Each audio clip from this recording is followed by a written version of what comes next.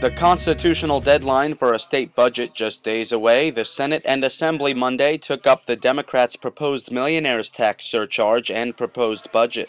There are tax cuts in this budget. The earned income tax credit amounts to a tax cut on the order of four.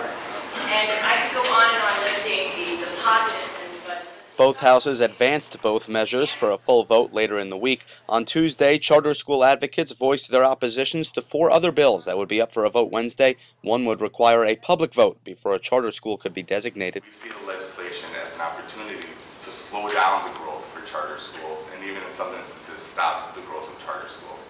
That is why we are here to educate both the public and the legislators why this type of reform is hurtful for charter school growth.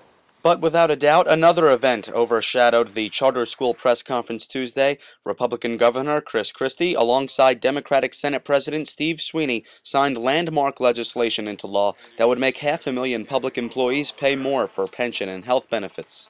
The reforms that we signed today not only will save at least $132 billion over the next 30 years for the taxpayers of New Jersey, but just as importantly, are an assurance to the hardworking men and women in government all across New Jersey that when the time comes for them to retire, their pension will be there for them to collect, and the health insurance that they will need to help them during the retirement years will be there and affordable for them as well. With Wednesday, partisanship returned. Opposite sides of the aisle had their last shot to be heard. It was the day of full Senate and Assembly votes on the budget and millionaires tax. They passed, as did the charter school bills, but the Democrats' joy did not last too long.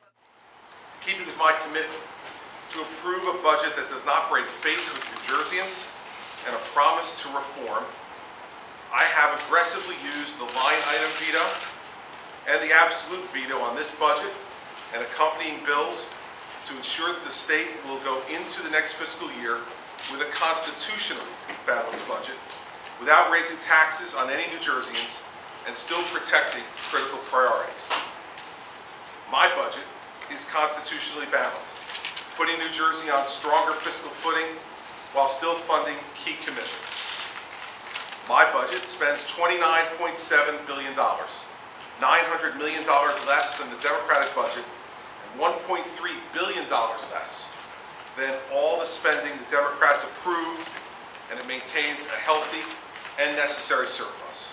We are just starting to digest some of the cuts that this governor has made to the budget, but they are extremely cruel and mean-spirited. But one group that we keep talking about, the millionaires, are doing very well under him. The avalanche of press releases continued through Friday from the R's and the D's. A budget is in place as needed, but Democrats still vowed to fight back. For State House Steps, I'm Dino Flammia.